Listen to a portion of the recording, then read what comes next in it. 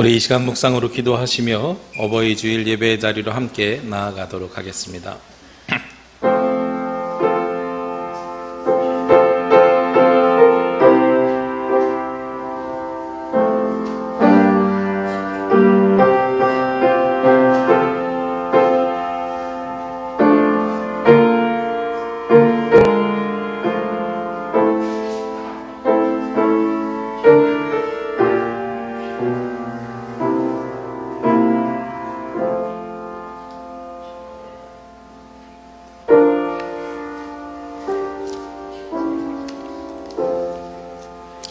여호와를 경외하며 그의 길을 걷는 자마다 복이 있도다. 내 집 안방에 있는 내 아내는 결실한 포도나무 같으며 내 식탁에 둘러앉은 자식들은 어린 감람나무 같으리로다. 여호와를 경외하는 자는 이같이 복을 얻으리로다. 거룩하신 하나님, 어버이 주일을 맞이하여 부모님을 공경하는 마음으로 주님 앞에 나와 예배드립니다.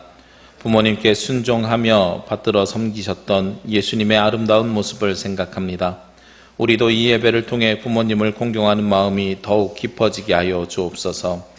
한평생 자식들을 위하여 헌신했던 우리의 부모님들이 하나님의 사랑과 위로를 받는 시간이 되게 하여 주옵소서. 또한 이미 주님의 전으로 모시고 나올 수 없는 부모님이 안 계신 자녀들에게는 큰 위로를 더하여 주옵소서. 하나님께서 친히 저들의 부모가 되어 주셔서 이 시간 드리는 예배를 기쁘게 받아 주옵시고 하나님께서 보호하시고 살펴 주옵소서. 모든 영광을 하나님께만 드리오며 이 모든 말씀 예수 그리스도의 이름으로 기도합니다. 아멘. 다 함께 찬송 27장 찬송 드리겠습니다.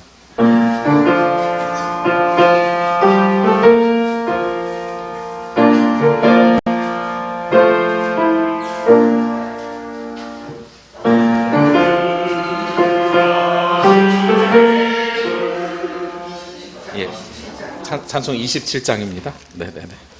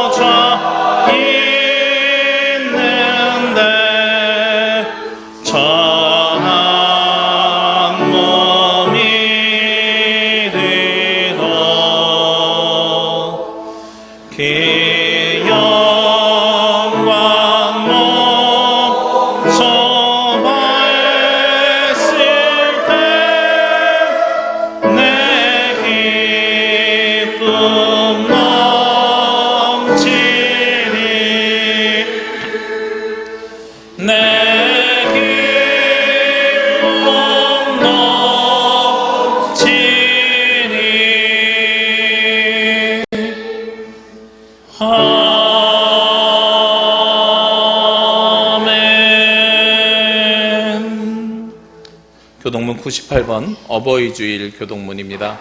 내 부모를 공경하라.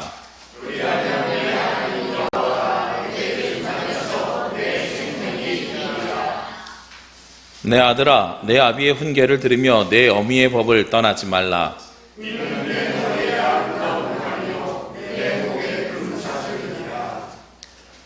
너를 낳은 아비에게 청종하고 내 늙은 어미를 경히 여기지 말지니라.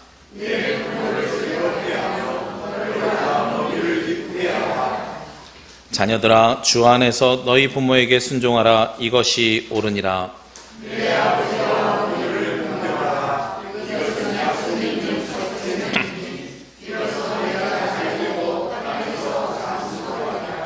아멘. 우리 이 시간에는 지난 한 주간 알고 지은 모르고 지은 모든 죄를 주님 앞에 자복하며 고백하는 자매의 기도를 드리도록 하겠습니다.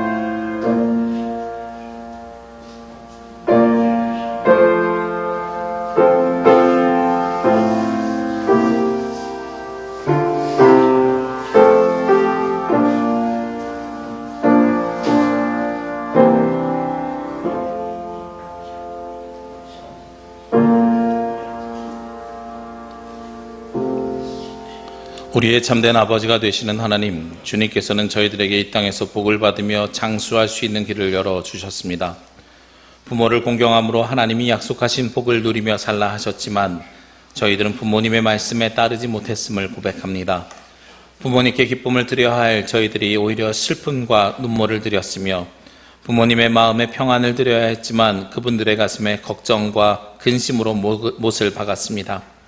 연로하신 부모님에게 마땅히 감당해야 할 봉양과 공경을 하지도 못하였습니다. 부모님께 드릴 성긴 대신에 무정한 자녀로 지내왔음을 고백합니다. 오 주님, 육신의 부모님에게 배은망덕하였던 저희들을 용서하여 주옵소서. 저희들에게 새 마음을 주셔서 이제부터는 진정 부모님을 공경함으로 복된 길을 걷게 하여 주옵소서. 작은 자야 안심하라. 내 죄가 사함을 받았느니라. 나는 이 말씀에 의지하여 이 시간 우리가 구한 모든 죄가 예수 그리스도의 십자가의 보혈로 씻음받았음을 선언합니다. 아멘.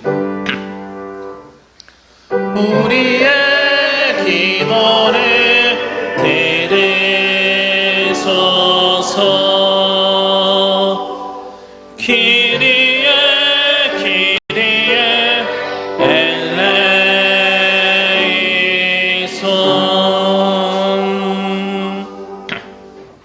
다 함께 사도신경으로 우리의 신앙 고백을 하나님께 드리겠습니다.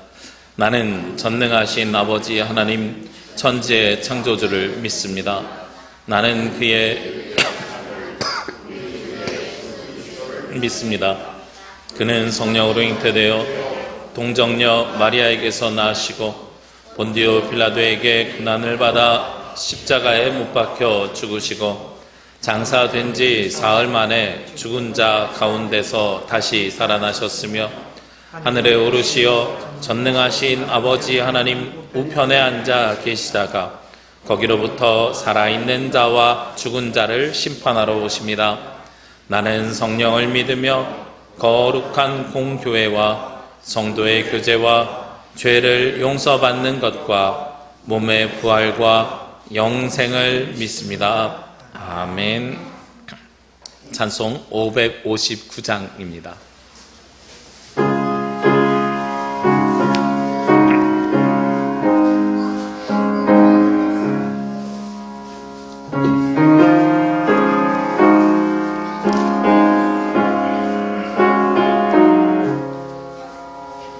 사 가을철에 봄바람 불어있고 하나님 아버지 오셨으니 믿음의 반석도 든든하다. 우리 집 즐거운 동산이다. 고마워라 임마누엘, 예수만 섬기는 우리 집. 고마워라 임마누엘, 복되고 즐거운 하루하루. 어버이 우리를 보이시고 동기들 사랑에 뭉쳐있고 기쁨과 서름도 같이 하니 한간의 초가도 천국이라. 고마워라 임마누엘, 예수만 섬기는 우리 집. 고마워라 임마누엘, 복되고 즐거운 하루하루.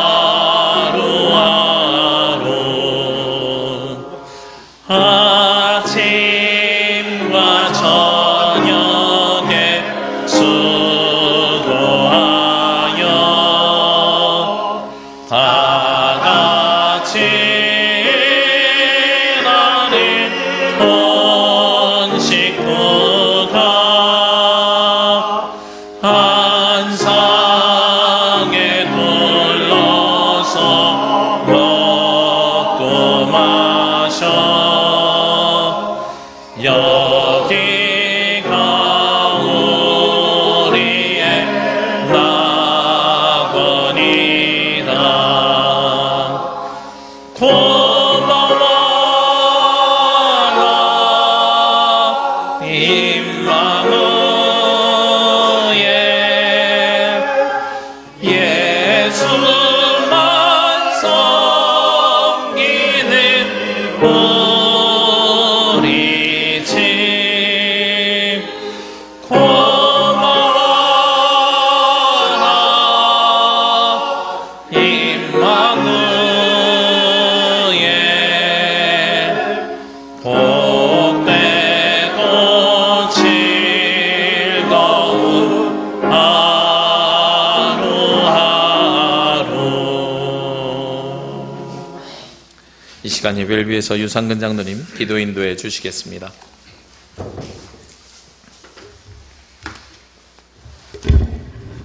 함께 기도하시겠습니다. 선한 목자 되시는 아버지 하나님, 은혜 감사합니다. 푸른 잎이 더욱 무성해지는 5월을 맞이하게 하시고 특별히 이 좋은 계절을 가정의 달로 지내게 하시니 감사합니다. 우리에게 허락하신 복된 가정은 주님께서 주신 커다란 은총의 선물임을 고백합니다. 가족 구성원 간에 더욱 사랑하고 화목하게 지낼 수 있도록 지켜보호하여 주시옵소서. 믿음, 소망, 사랑의 말씀 안에 온 가족이 강건함으로 참 평안을 누리기에 부족함 없도록 인도하여 주시옵소서. 오늘은 특별히 어버이 주일로 지킵니다. 길과 진리와 생명이 되시는 성령님께서 이 시간 함께하여 주시사 부모님을 공경하며 그 은혜를 묵상하며 드리는 우리의 예배를 달게 받아 주시옵소서. 내 부모를 공경하라 하신 말씀 따라 부모님 은혜에 감사드리며 한 걸음 나아가 영혼의 아버지 하나님을 더욱 섬기는 믿음의 자녀들이 될 수 있도록 주님 인도하여 주시옵소서. 연로하신 부모님과 어르신들의 건강을 지켜주옵시며 더욱 섬기며 효를 다하는 자녀들이 될 수 있도록 주님 도와주시옵소서. 사랑의 하나님, 오늘도 목사님의 말씀을 통하여 천국의 복음 듣기를 원합니다. 깨달음을 통하여 우리의 삶이 변화되고 더욱 예수님의 모습을 닮아가는 삶을 결단하는 은혜의 시간이 될 수 있도록 주님 인도하여 주시옵소서. 이웃과 사랑 나누기에 궁핍함 없게 하옵시며 주님의 복음을 세상에 전파하는 참된 믿음의 자녀가 다 될 수 있도록 우리의 귀를 열어주시고 말씀의 은혜를 담아가는 따뜻한 가슴도 허락하여 주시옵소서. 코로나19로 인하여 현장 예배에 많은 제약이 있습니다. 어려울수록 더욱 말씀을 사모하고 모이기에 힘쓰며 서로 격려하고 섬기기를 다함으로써 어려운 시기를 슬기롭게 극복할 수 있도록 인도하여 주시옵소서. 예배를 위해 헌신한 손길들 많이 있습니다. 축복하여 주옵시며 주님의 이름으로 모이는 처소마다 복 내려 주시옵기만을 간절히 기도드립니다. 예배의 시종을 주님께 의탁하오며 모든 말씀 우리를 구원하신 예수님 이름으로 기도드립니다. 아멘.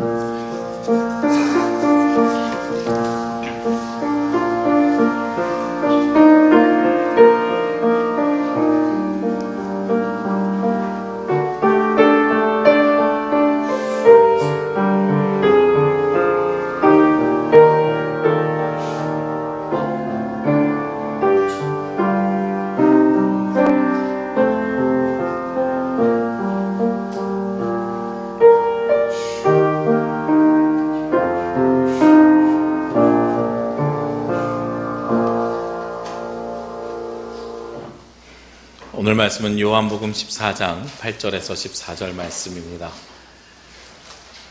요한복음 14장 8절에서 14절 말씀입니다.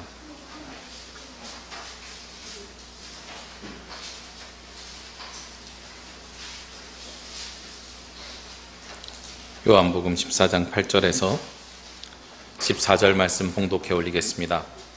빌립이 이르되 주여 아버지를 우리에게 보여주옵소서. 그리하면 족하겠나이다. 예수께서 이르시되 빌립아, 내가 이렇게 오래 너희와 함께 있으되 내가 나를 알지 못하느냐? 나를 본 자는 아버지를 보았거늘 어찌하여 아버지를 보이라 하느냐? 내가 아버지 안에 거하고 아버지는 내 안에 거하신 것을 내가 믿지 아니하느냐? 내가 너희에게 이르는 말은 스스로 하는 것이 아니라 아버지께서 내 안에 계셔서 그의 일을 하시는 것이라. 내가 아버지 안에 거하고 아버지께서 내 안에 계심을 믿으라. 그렇지 못하겠거든 행하는 그 일로 말미암아 나를 믿으라. 내가 진실로 진실로 너희에게 이르노니 나를 믿는 자는 내가 하는 일을 그도 할 것이요 또한 그보다 큰 일도 하리니 이는 내가 아버지께로 감이라. 너희가 내 이름으로 무엇을 구하든지 내가 행하리니 이는 아버지로 하여금 아들로 말미암아 영광을 받으시게 하려 함이라. 내 이름으로 무엇이든지 내게 구하면 내가 행하리라. 아멘.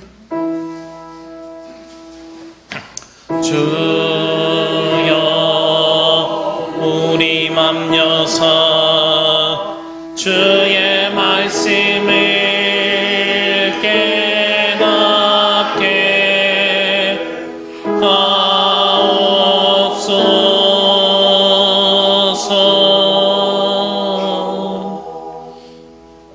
하옵소서. 네, 오늘도 예배당에 오신 여러분을 주의 이름으로 환영합니다. 오늘 특별히 어버이 주일로 함께 예배를 드립니다. 우리 어르신들 많이 참석해 주셔서 너무 감사하고요. 오늘 특별히 우리 고정수 목사님께서 제가 지난주에 한번 회의가 있어서 만나 뵐 기회가 있어서 뵀는데 뵙자마자 저에게 악수를 하시면서 제일 먼저 여쭤보시는 것이 우리 어르신들 안부를 여쭤보시더라고요.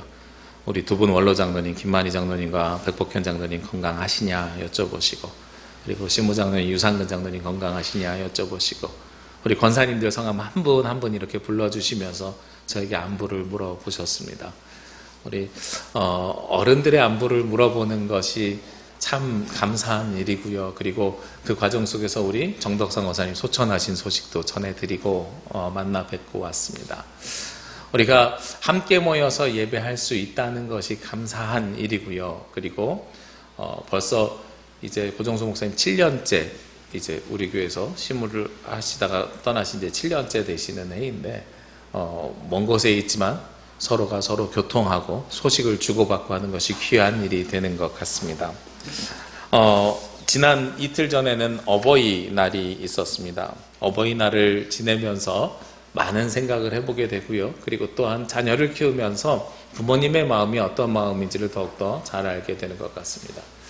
요즘 코로나19로 인해서 아이들이 학교를 가지 않으니까 집에 있는 시간이 좀 많지요. 집에 있는 시간이 많으니까 그 이전보다 많은 이야기를 하게 됩니다. 이야기를 하다가 예전에 저도 기억이 잘 안 나지만 저희 부모님께서 한 20여 년 전에 춘천에 있는 땅 하나를 제 이름으로 명의를 돌려주신 게 있으세요. 뭐 이렇게 크고 좋은 땅은 아닌 것 같아요. 왜냐하면 증여세 낼 만큼의 땅이 아니었으니까요. 그런데 그게 이제 요즘은 전원주택 부지로 바뀌고 뭐 이런저런 개발 호재가 있고 어쩌고 저쩌고 이야기가 들려와요. 그래서 통화를 했습니다. 그 전화 통화 이야기를 아들들이 옆에서 가만히 듣더니 둘이서 물어보는 거예요. 아빠 땅 있어? 그러는 거예요. 그래서 땅 있어? 그랬더니 갑자기 입꼬리가 이렇게 싹 올라가더니 기분이 너무 좋아지는 거예요. 그러면서 사무실에 와서 A4 용지 하나 가져가도 돼? 그러면서 둘이서 하나씩 가져가요. 그래서 뭐 하나 봤더니 땅 몇 평이야? 그래서 한 150평 정도 되는 것 같아. 그랬더니 거기다 집을 짓고 있는 거예요. 둘이서 서로 설계도면을 그리면서 네 설계도면이 더 좋아, 내 설계도면이 더 좋아 이러면서 꿈을 꾸고 있는 걸 목격하게 됐습니다. 사실 저도 그 땅이 어떻게 생겼는지 모릅니다. 가본 적이 없어요. 그런데 가본 적이 없는데 아버지가 가지고 있다는 것만으로도 자녀들이 꿈을 꾸면서 그림을 그리기 시작한단 말이에요. 저는 이 모습이 어떤 모습처럼 느껴지냐면 오늘 본문의 14장 8절에 빌립이 예수님에게 이런 질문을 합니다. 주여, 아버지를 우리에게 보여주옵소서. 그리하면 족하겠나이다. 저는 여기서 빌립이요, 예수님의 아버지를 보고 싶어서 보여주옵소서라고 이야기하지 않았다고 생각합니다. 뭘 보고 싶다고 여겨지냐면 빌립은 예수님 아버지의 집이 어떤지가 궁금했던 거예요. 그걸 어디서 할 수 있냐면 이 요한복음 14장 1절부터 7절까지는 무엇으로 유명하냐면 장례식 본문으로 사실은 유명합니다. 앞에 3절 말씀에 보면 가서 너희를 위하여 거처를 예비하면 내가 다시 와서 너희를 내게로 영접하여 나 있는 곳에 너희도 있게 하리라. 내가 어디로 가는지 그 길을 너희가 아느니라. 그랬더니 도마가 물어보지요. 주께서 어디로 가시는지 우리에게 알지 못하거늘 우리가 어떻게 알겠습니까? 예수님께서 무엇을 예비하러 가신다 그랬어요? 아버지 집에 거처, 살 집을, 아버지의 나라에 살 집을 만들어 간다 그랬거든요. 그랬더니 빌립이 물어보는 것이 아버지를 내게 보여주옵소서라고 이야기하는 건 아버지를 모셔와서 그 얼굴을 우리에게 보여주옵소서가 아니라 반대로 생각해서요, 우리가 그 아버지 집에 우리도 같이 놀러 가고 싶습니다 라고 이야기하는 거 아니겠어요? 이거는 어떤 모습으로 여길 수 있냐면 지금까지 예수님의 인생이, 예수님의 삶이 놀라운 능력을 보여주셨던 삶이잖아요. 안진뱅이를 일으켜 세우시고요, 오병이어의 기적을 일으키셨습니다. 그리고선 혈루병 걸린 여인을 치유하셨습니다. 그리고 바리새인들과 율법학자들과 논쟁을 하는데 예수님이 절대로 밀리지 않고 오히려 싸워서 이기십니다. 이분 되게 대단한 분이야. 그러니까 그 아버지도 어떨 것처럼 여겨요. 대단한 사람이야 이렇게 생각하지 않겠어요? 이거는 흡사 그런 것과 비슷합니다. 학교에서 어떤 친구가 막 명품 옷을 입고 다녀요. 그러면서 돈도 잘 써요. 학교 끝나고선 보니까 기사가 와서 태우고 가요. 그런데 그 친구가 이러는 거예요. 내가 우리 집 미리 가 있을 테니까 너네 나중에 올래? 언제 때 되면 와라? 뭐 이거 우리가 흔히 이야기하는 언제 시간 나면 밥 한번 먹자 이런 것처럼 언제 우리 한번 와라 그랬을 때 그래 나 너네 집 놀러 갈 수 있니? 라고 이야기하는 것이 아니라 뭐라고 이야기하는 거예요? 빌립의 표현을 그대로 빌리면 야 너네 아버지 어떤 분인지 되게 궁금하다. 좀 보여주면 안 되겠니? 이렇게 이야기하는 것과 똑같은 거죠. 그러니까 빌립이 예수님께 요청하는 아버지의 집을 보여주옵소서라고 이야기하는 것은 순수한 마음에서 난 네 아버지가 어떤 모습인지 어떻게 생겼는지 궁금해 라는 이야기가 아니라 예수님 당신이 이렇게 대단한 분이니까 그 아버지는 얼마나 대단한지 궁금하고 그리고 예수님이 그 앞에 뭘 만들러 간다 그랬어요? 거처를 예비하러 간다 그랬잖아요. 그 아버지의 집이 얼마나 큰 집인지 궁금합니다 라는 질문인 거예요. 아이들이 그 땅에 가보지 않고 그 집을 굉장히 크게 그리더라고요. 방을 막 수십 개 그려놔요. 150평 땅 위에 집이 뭐 방이 수십 개 들어갈 수 없는데 그렇게 그려놔요. 그런 것처럼 내 생각과 내 상상 속에서 내가 할 수 있는 최대한의 상상을 하고 그 집에 가보고 싶은 욕심이 생기는 거죠. 자, 그럼 그 아버지의 집은 어떤 집일까요? 제가 부목사 생활할 때요, 구순현이라는 사람을 부흥 강사로 모셨어요. 그 교회에서. 이분이 뭘 강의하러 다니는 사람이냐면 천국을 보았다고 천국 강의를 하러 다니는 사람이었어요. 요즘은 안 다니는 것 같아요. 가짜인 게 들통난 것 같아요. 근데 당시만 하더라도 굉장히 기독교 신문에 제가 검색해 보니까 여러 군데서 집회한 게 나와요. 그런데 이 사람이 딱 와가지고 강의를 하면서 마이크 잡고선 처음으로 하는 이야기가 기도하자마자 갑자기 영이 흐려요 이래요. 내 영이 전파방해를 받는데요. 그러면서 녹음 끄세요, 녹화 끄세요. 이게 무슨 이야기예요? 본인이 하는 이야기가 녹음되고 녹화되면 떳떳하지 못하는 이야기잖아요. 그러면서 시작하는 이야기가 내가 천국 가서 하나님 나라에서 그 집을 보았는데 천국을 증거하는데 처음으로 하는 얘기가 천국은 모든 길바닥이 다 황금이래요. 제가 그 얘기를 딱 듣는 순간에 아 저거 가짜구나 싶었어요. 생각해 보시자고요. 모든 길바닥이 황금이면 아스팔트 깔아놓은 거랑 무슨 차이가 있습니까? 하나도 차이 없지요. 그러면서 모든 집을 다 황금으로 지었대요. 벽이 다 황금이래요. 우리 예배당도 황금이래요. 이게 황금이라고 생각해 보십시오. 그러면서 여러분들 앉아있는 의자도 다 황금입니다. 얼마나 귀한 집 아버지 집 가고 싶지 않으십니까? 생각해 보세요. 여러분들 앉아있는 이 의자가 나무 의자가 아니라 황금 의자면 엉덩이 시려가지고 치질 걸리고요. 그 황금집에 누워서 잠을 자게 되면 입 돌아갑니다. 그것이 귀한 것이 아니에요. 황금은 언제 귀합니까? 우리가 금을 언제 사용해요? 반지 만들고 목걸이하고 금은 이 희소성으로 귀하고 내가 그 귀한 걸 가지고 있다는 걸 사람들한테 드러낼 때에 그것이 효과가 있는 겁니다. 그런데 길바닥에 채이는 것이 금이다? 그것은 아무 소용없어요. 만약에 육지에서 현무암을 발견하면 사람들이 놀랄 겁니다. 와 이거 굉장히 귀한 거야. 제주도에선 현무암이요. 길에 바닥에 채이는 게 현무암입니다. 구멍 숭숭 난 돌. 그런 것처럼 우리가 그것이 별로 중요하지 않은 거예요. 근데 제가 그분의 이야기를 듣는데 제일 황당했던 게 뭐냐면 그러면서 천국에 큰 집을 얻는 방법이 있다는 거예요. 천국에서 어떻게 해야 큰 집을 얻을 수 있냐면 천국에도 우리가 주택 청약부금 붙는 것처럼 청약을 받는다는 거예요. 그게 우리가 하는 11조예요. 제가 거기서 결정적으로 저거 진짜 거짓말이야 이 생각이 들었어요. 그 논리대로면 11조를 많이 하는 사람이 천국에서도 큰 집을 갖는 거잖아요.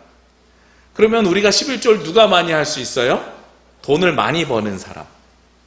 그러니까 이 땅에서 돈을 많이 버는 사람이 천국에서도 큰 집에서 살 수 있어요. 이 이야기가 진짜일까요? 아니지요.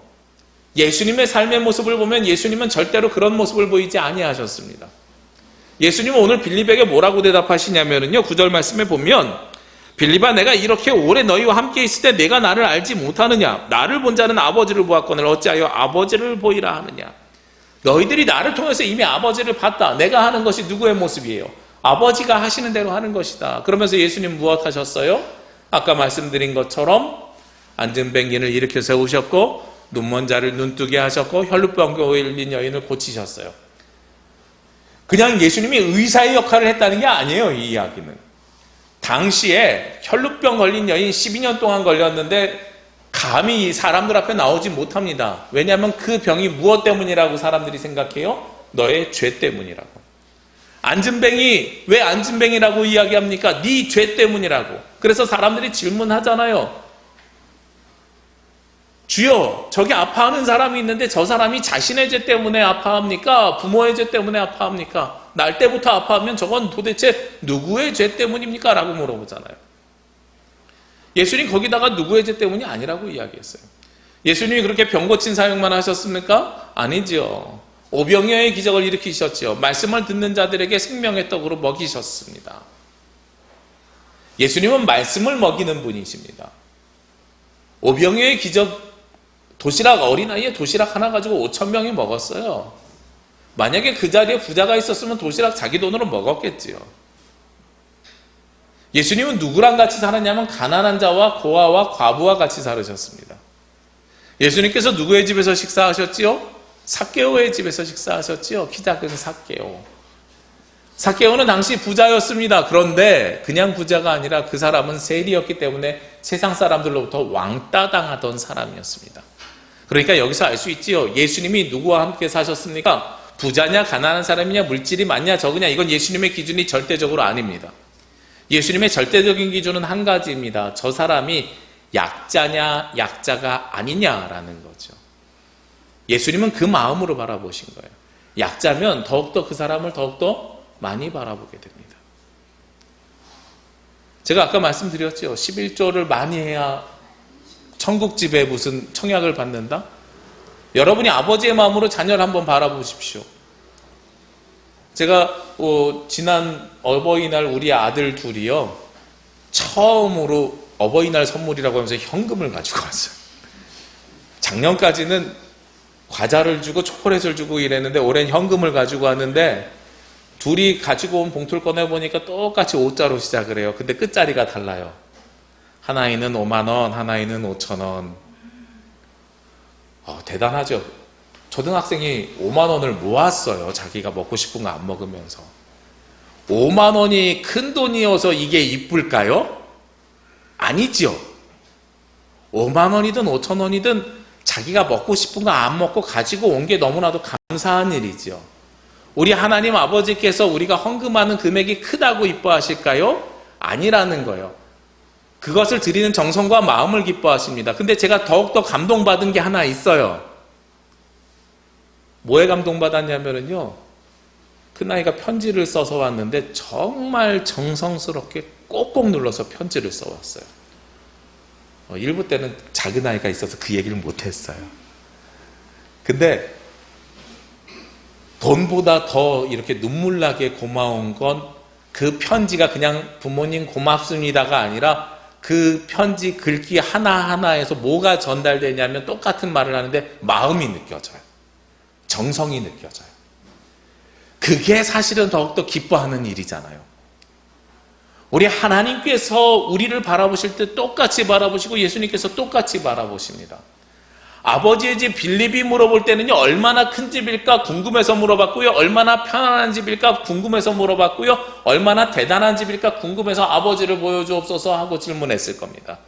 그런데 예수님께서 보여주신 삶, 예수님 안에 살아계시는 하나님의 모습은 그거를 받아주시는 분이 아니라 우리를 있는 그대로 받아주시고 우리의 모양과 모습을 받아주시고 그리고 심지어 우리의 무엇까지? 연약함까지 받아주시는 분이 우리 주님이십니다. 예수님께서 누구와 함께 사셨어요? 약한 자와 함께 사셨지요. 예수님께서 왜 약자와 함께 사셨을까요? 제가 그걸 잘 몰랐어요. 잘 몰랐는데 얼마 전에도 이제 페이스북을 보면 몇 년 전 사진 해가지고 떠요. 7년 전 사진 해가지고 뭐가 떴냐면 둘째 아이가 병원에 있는 사진이 떴어요. 이 아이가 태어나면서 8주 동안 인큐베이터에 있었는데 주사바늘 한 5개 꽂고 있었거든요. 제가 이제 그 사진은 사실 보관하지 않았는데 태어날 때 제가 페이스북에 그런 글을 남겼어요. 너무 감사하다고 태어나면서. 그러면서 아이 사진을 올렸는데 그 사진이 다시 뜨는 거예요. 그러면서 그때 생각이 나는데 그때 저희 부모님이 뭐라고 말씀하시냐면 이 아이가 정상이라는 판정을 받을 때까지 2년이 걸렸는데 그 사이까지 마음이 더 간다는 거예요. 그 나이는 건강하게 태어났잖아. 그런데 둘째 아이는 아프게 태어났잖아. 그 아이한테 괜히 마음이 더 쓰여라는 이야기를 병원에서 정상 판정 받을 때까지 하시더란 말이에요. 우리 부모님의 마음이 그런 마음이에요. 큰아들이라서 이쁘고 둘째 아들이라서 더 마음 쓰이고 이게 아니라 둘 중에 더 약한 자녀가 있으면 그 자녀에게 마음이 쓰이는 것이 하나님 아버지의 마음이고 그것이 예수님이 이 땅에서 살으셨던 삶의 모양과 모습입니다. 그것이 하나님께서 우리에게 보여주신 하나님 나라의 모습이고요. 예수 그리스도가 하나님을 모시고 마음에 담고 살아가는 삶의 모습입니다. 오늘 10절 말씀에 보면 예수님이 이렇게 말씀하시지요. 내가 아버지 안에 거하고 아버지는 내 안에 계신 것을 너희가 믿지 아니하느냐. 내가 너희에게 이르는 말은 스스로 하는 것이 아니라 아버지께서 내 안에 계셔서 그 일을 하시는 것이라. 예수님께서 약자와 소외된 자들과 함께 사는 것은 다 누구의 말씀이시라고요? 아버지 하나님의 마음을 받은 것이라고요. 예수님은 아버지 하나님을 닮아서 예수님은 아버지 하나님께서 사셨던 것처럼 그 삶을 살기를 원하셨습니다. 그러면 우리 그리스도인들은 어떻게 살아야 되느냐? 여기 계신 여러분들에게 부탁드리고 싶은 말씀이 있는데요. 누구를 닮으셔야 되냐면 아버지 하나님, 여러분들의 신앙의 선배님들을 닮으셔야 됩니다. 우리 지난주에는 어린이 주일이라 아이들이 교회로 돌아올 수 있는 환경을 만들어 주십시오라고 어른들에게 부탁을 드렸지만 오늘은 어린이들, 젊은이들에게 부탁을 드립니다. 대부분 신앙생활을, 물론 요즘도 그런 분들이 많이 계십니다. 자신의 결단으로 자신이 신앙으로 생활을 시작한 신앙의 일대들이 계십니다. 이 신앙의 일대들은 어떠한 믿음을 가지고 사셔야 되냐면 나의 신앙의 유산을 후손들에게 물려줄 수 있는 본이 되는 삶을 사셔야 되는 것이 신앙의 일대들의 모습입니다. 저는 신앙의 일대들의 믿음을 믿어 의심치 않습니다. 그분들의 믿음은요, 어려움과 힘듦과 고난을 겪고 이겼기 때문에 그분들의 믿음은 영속적입니다. 오히려 모태신앙이라고 불리는 사람들보다 훨씬 믿음이 굳건하고 좋습니다. 그런데 제가 생각할 때 모태신앙이라고 하는 분들이요, 저도 마찬가지입니다. 어머니 뱃속부터 자랐어요. 교회를 다녔습니다. 그리고 제가 모태신앙을 규정 지을 때 어머니 뱃속에서부터 신앙생활하는 분들 뿐만 아니라 초등학교 시절에 내 의지가 아니라 부모님 손잡고 교회를 다니기 시작한 분들까지로 확장을 해버리면 요즘 한국교회에서 교회를 가장 많이 떠나는 세대들이 바로 그 사람들입니다. 1970년대 후반 80년대 초중반에 부모님 손잡고 교회를 다니기 시작했어요. 그래서 교회가 삶이고 인생이었어요. 그런데 그들이 30대 중반에서 40대 중반이 됩니다. 그러면서 교회를 떠나요. 그분들에게 부탁드리고 싶은 말씀이 뭐냐면 부모님의 신앙을 배우십시오. 예수님도 아버지가 내 안에 있다 그랬습니다.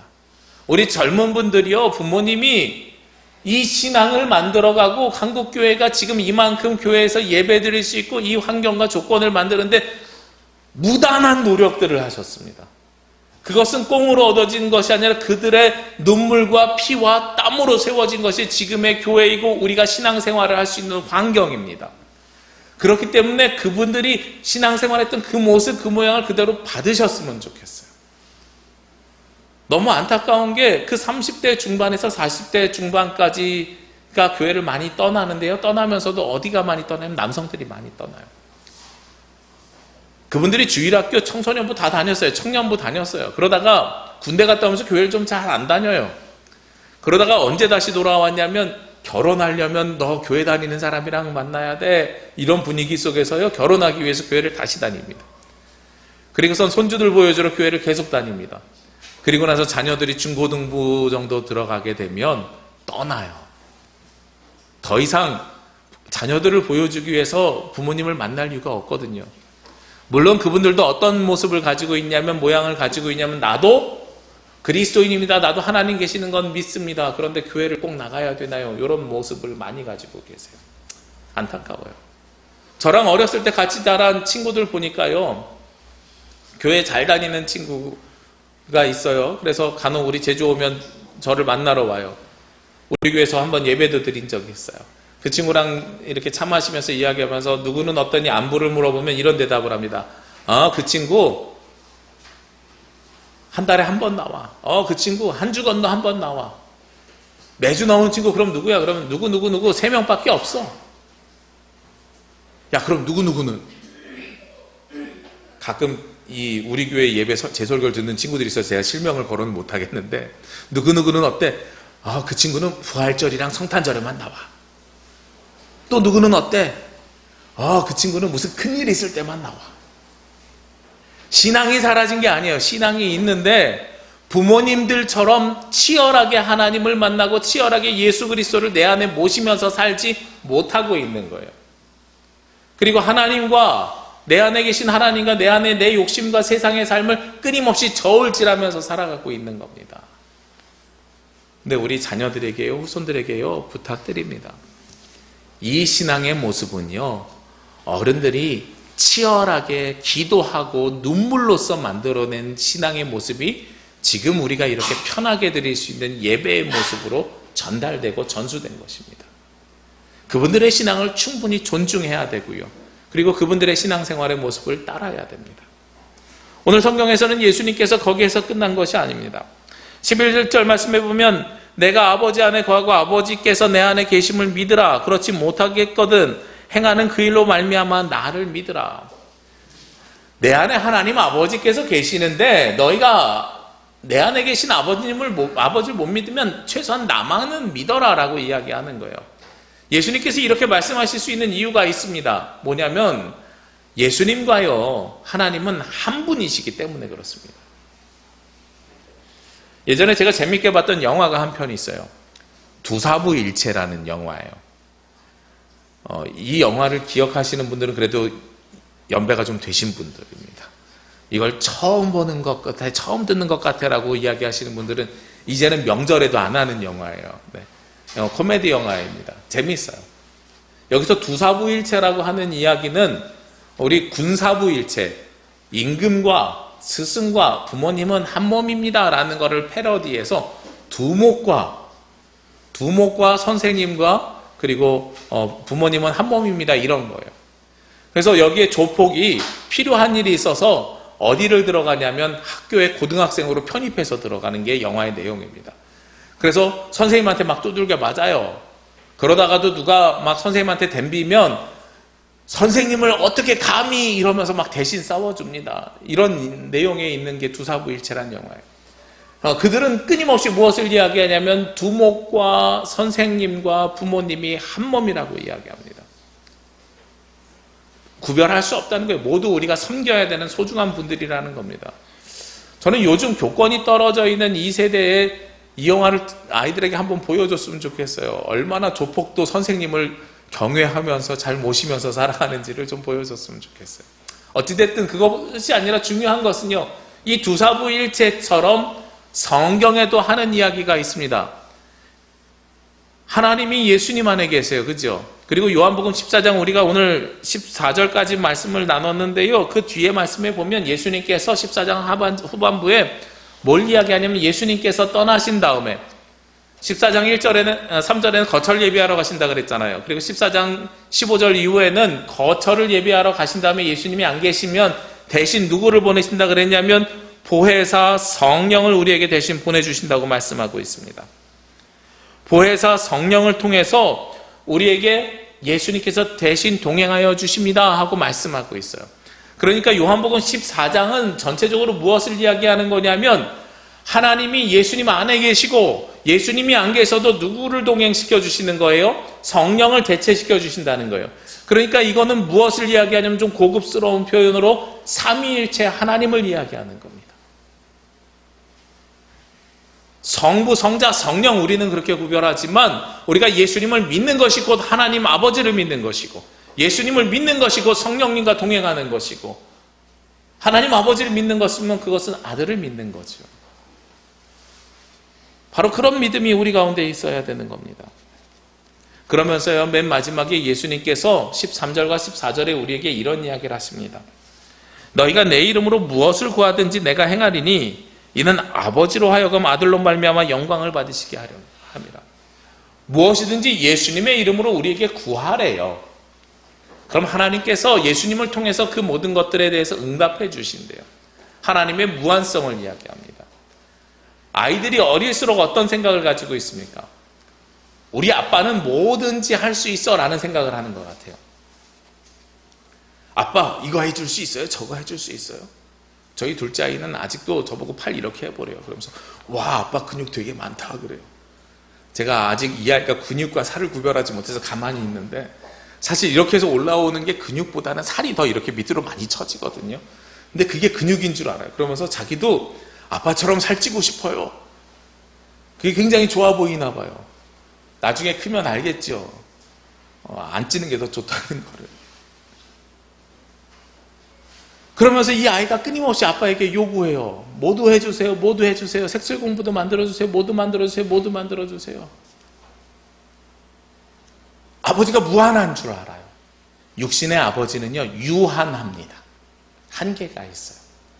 육신의 아버지는 해줄 수 있는 것이 정해져 있습니다. 그런데요 하늘에 계신 아버지는 무한성을 갖고 계십니다. 우리가 가지고 있는 우리가 생각하지 못하는 것까지 주시는 분이 하늘에 계신 아버지입니다. 그런데 그 하늘에 계신 아버지께 우리가 직접 나아갈 수가 없었습니다. 그래서 구약 성경에서 누구를 통해서 나아갔어요? 대제사장을 통해서 나아갔습니다. 그런데 히브리서 말씀해 보니까 누가 대제사장이 되어주셨어요? 예수님께서 대제사장이 되어주심을 통해서 이제는 우리가 로마서 8장에 나와 있는 것처럼 예수님으로 말미암아 무엇을 얻었어요? 양자의 영을 받아서 우리도 하나님의 자녀가 되는 권세를 누리게 됩니다. 그래서 우리가 하나님 앞에 직접 나아갈 수 있는데 그런데 내 의지로 내 욕심으로 나아가는 것이 아니라 누구를 통해서 나아갑니까? 예수 그리스도를 통해서 나아가는 거예요. 그러니까 예수님께서 오늘 누구의 이름으로 구하라고 말씀하세요? 예수님의 이름으로 구하면 우리가 예수님의 하나님의 아들로 인정을 받아서 우리에게 필요한 것을 채워 주실 것이다 하고 말씀하고 계시는 거죠. 유한하신 육신의 아버지를 뛰어넘는 하늘에 계신 아버지가 주시는 은혜입니다. 무한성, 무한하신 하나님께서 우리에게 부어주시고 채워주시기를 원하십니다. 이게 아버지의 마음인 거예요. 그 아버지의 마음을 하나님께서는 누구를 통해서 보내주시고자 하냐면 우리 육신의 부모님을 통해서 보내주시려고 하는 거죠. 유명한 말이 있잖아요. 신이 세상 모든 곳에 있을 수 없어서 어머니를 창조하셨다. 그렇죠? 하나님께서 우리 모두를 보살펴 주시고 관장하고 계시지만 직접 우리를 케어해 줄 대리자로 누구를 보내주셨어요? 어머니를 보내주셨다. 그래서 어린아이일 때 내가 스스로 밥을 씹을 수 없을 때 어머니가 이유식을 만들어주고 어머니가 떠먹여주고 우리가 똥오줌 가지지 못할 때 어머니가 기저귀를 갈아주고 이런 일들을 해주시는 거죠. 우리를 보호하시고 인도하시는 거죠. 그런데 그 형상을 통해서 우리가 누구를 경험해야 돼요? 어머니와 아버지를 통해서 하나님 아버지와 하나님 어머니를 경험해야 됩니다. 안상홍에서 얘기하는 하나님 어머니가 아니에요. 하나님은요 남성이 아니라요 성별이 없으신 분이에요. 아버지성 어머니성을 다 가지고 계신 분이 우리 주 하나님이십니다. 아버지의 보호하심과 어머니의 따뜻하심과 보살핌이 다 있는 분이 우리 하나님이세요. 그 하나님을 여러분들은 누구를 통해서 경험해야 되냐면 부모님을 통해서 경험해야 됩니다. 우리가 1년에 한 번이지만 어버이 주일을 지내는 이유는 육신의 부모님께 단순히 감사하라고 지내는 것이 아닙니다. 우리의 신앙의 선배님들이 우리 교회를 얼마나 피땀 흘려서 열심히 세워주셨는지에 대해서 감사하는 것이고 그들의 신앙의 모습과 신앙의 유산을 물려받으라고 하는 뜻에서 이 어버이 주일을 지내는 겁니다. 그리고 하나님의 아버지성, 어머니성을 우리가 신앙의 선배들을 통해서 우리 육신의 아버지와 어머니를 통해서 경험하고 느끼고 체험하라고 이 주일을 허락하여 주신 겁니다. 우리가 이 시간을 통해서 그 하나님을 경험하셔야 됩니다. 오늘 14절 말씀에 내 이름으로 무엇이든지 내게 구하면 내가 행하리라. 예수님께서 그 모든 것들을 행해 주신다 그랬어요. 그러니까 여기서 구하는 것은요 돈 주세요 아닌 것 같아요. 행하리라 라고 말씀하시니까요 예수님을 통해서 우리가 얻을 수 있는 것을 요청해야 되는 거예요. 예수님을 통해서 우리가 받아야 될 것들을 요청해야 되는 겁니다. 그래야 예수님께서 우리에게 행하여 주십니다.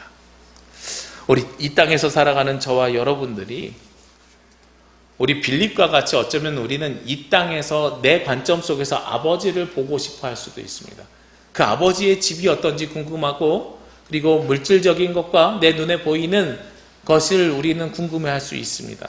그러나 예수님께서 아버지의 뜻을 받아서 이 땅에 보여주신 것은 눈에 보이는 것이 아닙니다.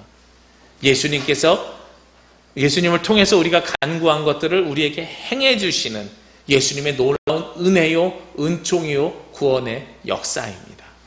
그것을 신앙의 선배들을 통해서 우리가 물려받기를 원하고, 그리고 하나님 아버지의 마음을 우리가 부모님의 모습을 통해서 헤아림을 받고, 또한 우리가 또 부모가 되어서 아버지가 어떤 마음으로 우리를 바라보시는지를 또한 묵상하시고 고백하시고 주님 앞에 드리는 오늘 하루가 되시기를 주의 이름으로 기도합니다.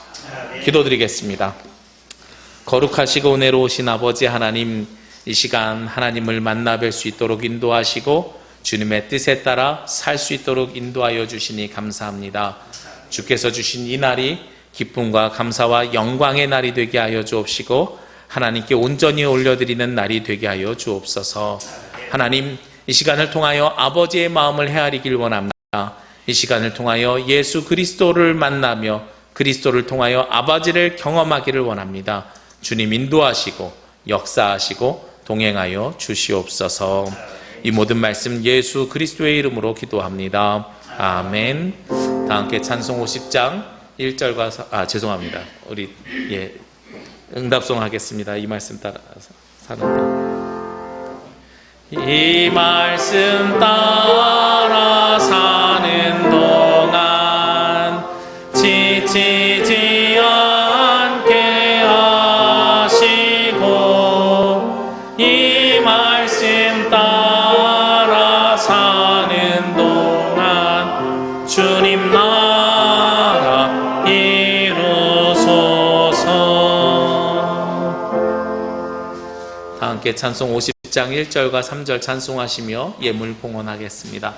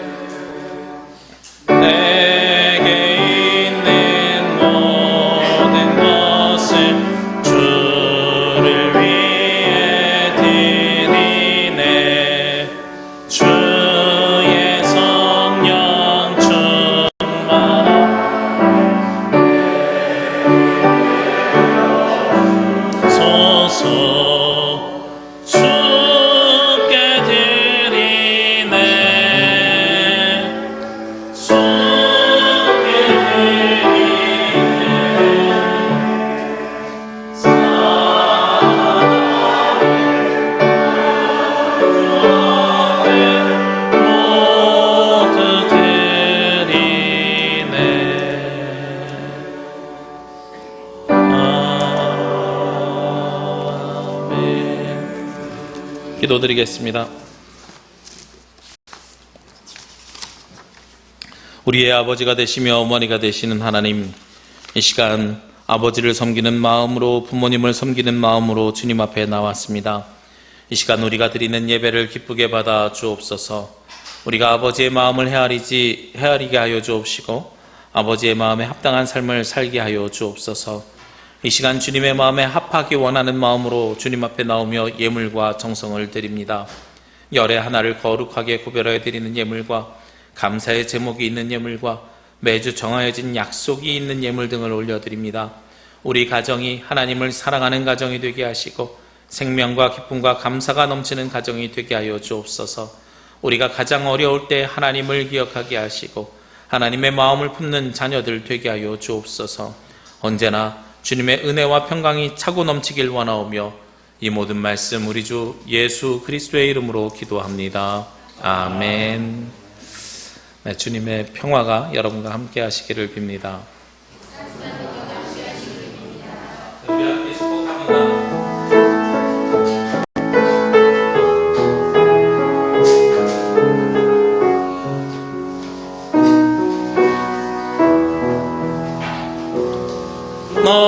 너는 시냇가에 심은 나무라. 하나님의 사랑 안에 믿음 뿌리 내리고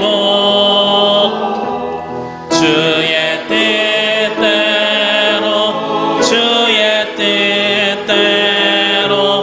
항상 사세요. 주의 시절을 쫓아 구원 열매 맺으면 주의 영화로운 빛 너를 보아리니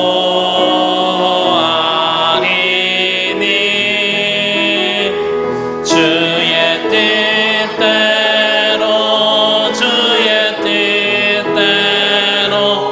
항상 살리라. 네, 감사합니다.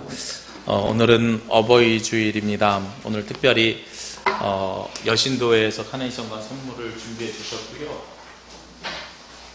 그리고 우리 명예 원로 목사님들과 명예 권사님 그리고 은퇴하신 권사님들에게 우리 김순자 권사님께서 어르신들을 섬기고 싶다고 이렇게 봉투를 준비해 주셨어요. 그래서 여신도에서 준비한 선물과 김순자 권사님께서 준비해 주신 선물, 사실 받으셔야 되는 어르신인데 준비해 주셔서 같이 전달해 드리고요. 김순자 권사님한테 그래서 교회에서 준비한 걸로 또 전달을 해드리도록 하겠습니다. 네, 제가 어르신들이라서 그 자리에 계시고요. 제가 찾아뵙고 전달 드릴 때 우리 잠시만 감사하게 받아주시면 너무 감사하겠습니다. 먼저 제가 우리 이우선 목사님 도의령 사모님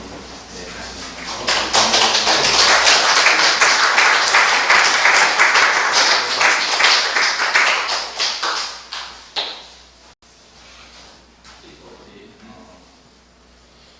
두분 원로장님 저희가 또 선물을 드리도록 하겠습니다.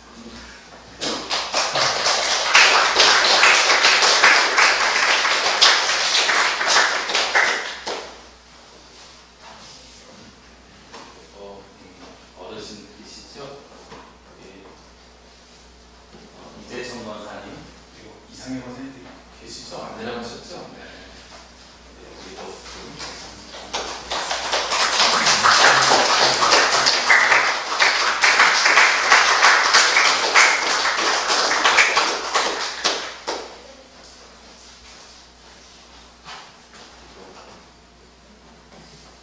구역 권사님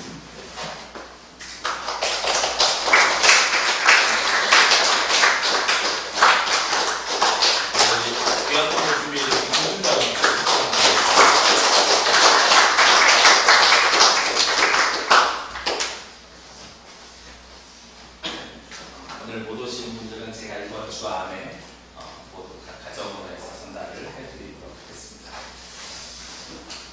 네, 우리 선물을 준비해 주신 여신도 회원과 우리 김순자 권사님께 다시 한번 감사를 드립니다.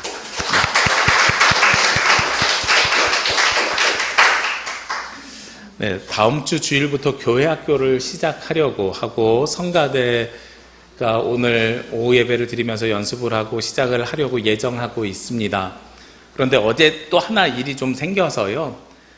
별일 없으면 그냥 요 정도 선에서 마무리하면 그대로 진행을 할 것인데 우리 이태원에 클럽 다녀온 제주에 있는 한 분이 또 확진자가 되셔서 전국에 몇십 명이 생겼고, 그래서 그분을 통해서 지역 감염이 생기게 되면 저희가 다시 또 주일 오전 예배로 축소하고 그것이 또 심해지면 다시 온라인으로 가야 되지 않을까 하는 예상이 됩니다만, 현재 상황에서 그냥 끝나게 되면 예정대로 진행하겠습니다. 그래서 특별히 토요일까지 문자가 전달되지 않으면 뭐 교회 학교가 진행되고 성가대 진행되는 것으로 알고 계시면 되고요. 식사 계속 진행하고요. 그러나 혹시나 주중에 제주에 도내 감염자가 많이 생겨나게 되면 제가 문자를 드려서 예배 시간 조정을 다시 한번 이전처럼 또 하도록 하겠습니다. 네. 다음 주부터 교회 학교 성가대가 다시 시작됨을 알려드립니다. 화면에는 없지만 주보에 있는 내용 한 가지 더 알려드립니다. 우리 이재청 권사님, 이상해 권사님 으뜸마을로 지난주에 이사하셨습니다. 네, 너무나도 축하드리고요. 네, 지난주에 우리 함께 예배하고 함께 이사 예배 드렸습니다. 우리 성도님들 많이 기뻐해 주시고 그리고 축하해 주시면 감사하겠습니다. 우리 이 시간 함께 찬양 드리겠습니다. 하나님 아버지의 마음, 아버지 당신의 마음이 있는 곳에 찬양 드립니다.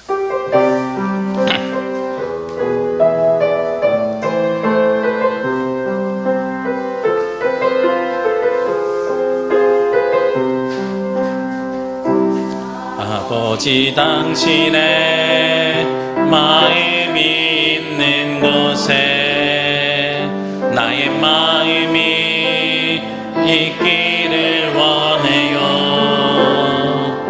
아버지 당신의 눈물이 고인 곳에 나의 눈물이 고이길 원해요.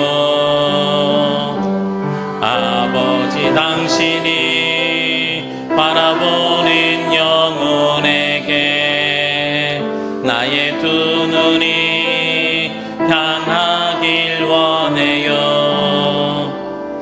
아버지 당신이 울고 있는 어두운 땅에 나의 두 발이 향하길 원해요. 나의 마음이 아버지의 마음이라 내 모든 뜻 아버지의 뜻이 될 수 있기를 나의 온 몸이 아버지의 마음이라 내 모든 삶 당신의 삶 돼 나의 마음이 아버지의 마음이라 나의 마음이 아버지의 마음이라 내 모든 뜻 아버지의 뜻이 될 수 있기를 나의 온 몸이 아버지의 마음이라 내 모든 삶 당신의 삶 되기를. 이제는 우리 주 예수 그리스도의 은혜와 아버지 하나님의 크신 사랑하심과 성령님의 교통하심이 아버지를 마음에 모시고 하나님 나라 사명을 감당해가는 예수 그리스도를 믿고 예수 그리스도를 통하며 예수 그리스도를 우리 마음에 모시고 살아가며 유괴 부모를 섬기기를 원하는 제주남부교회 모든 성도들 머리 위에와 이 시간 함께한 권속들 위에 지금부터 영원까지 함께 하시기를 간절히 축원하옵나이다. 아멘.